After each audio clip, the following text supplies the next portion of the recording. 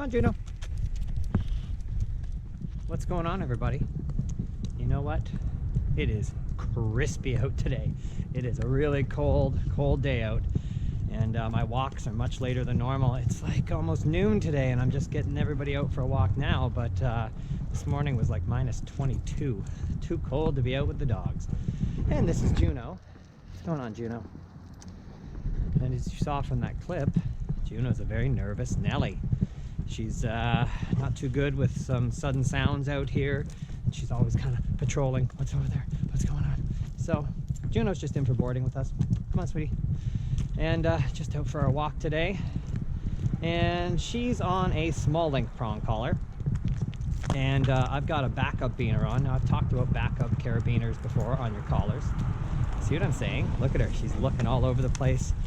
And she's been in with us for a few days now, and she's still just very nervous about the neighborhood. And I've been walking her on the same route each morning to try and give her a little bit of confidence, but she's still a nervous little dog here.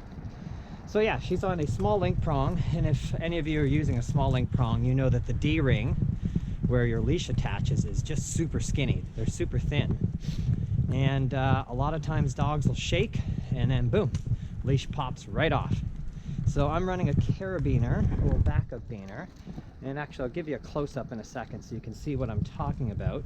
But I've run the beaner in a certain way so that if it did pop off of the prong collar, it's still attached to her flat collar.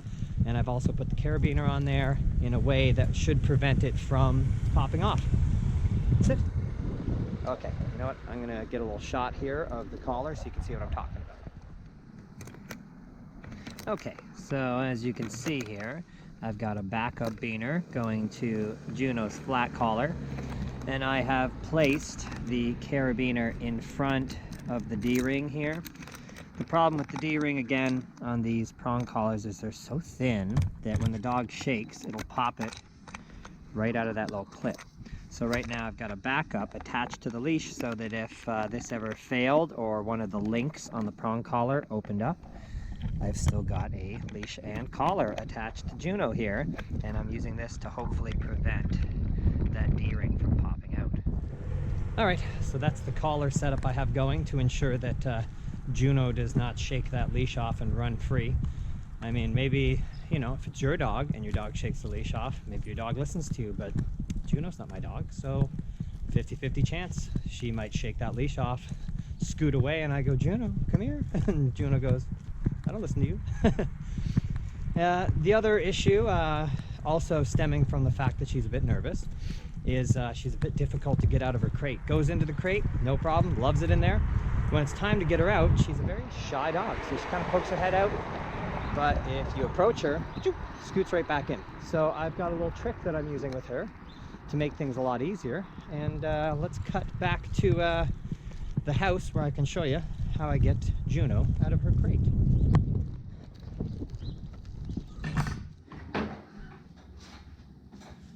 Okay, so when I open up the crate door, Juno's going to pop her head out. She's going to be a little unsure, and at this point, I'm going to toss a couple of treats down on the floor to coax her out. The problem is, if I'm here, she won't come out for the treats, and by the time I come back in, she gets treats, jumps back in the crate. So here's what we're going to do. Got a couple of treats here. I've got a long line. Okay, we're going to throw the long line over here. That way I can close the door when she comes out. Hi, sweetie. Hi.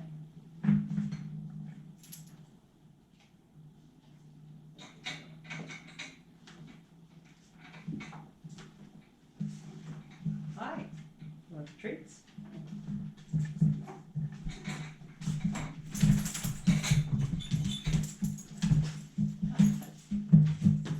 She's out, she's okay, and this time worked even better. Actually, I was able to be in the room most of the time. I got to step to the other side and then just pull it closed.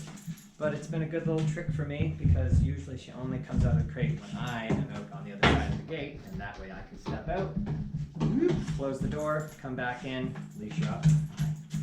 Hi.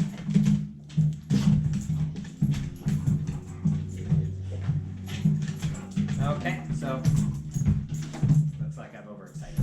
So that's a little trick you can use If your dog's fearful, you can coax them out with some treats and then gently close the door behind them so that you got them out of their crate. Okay,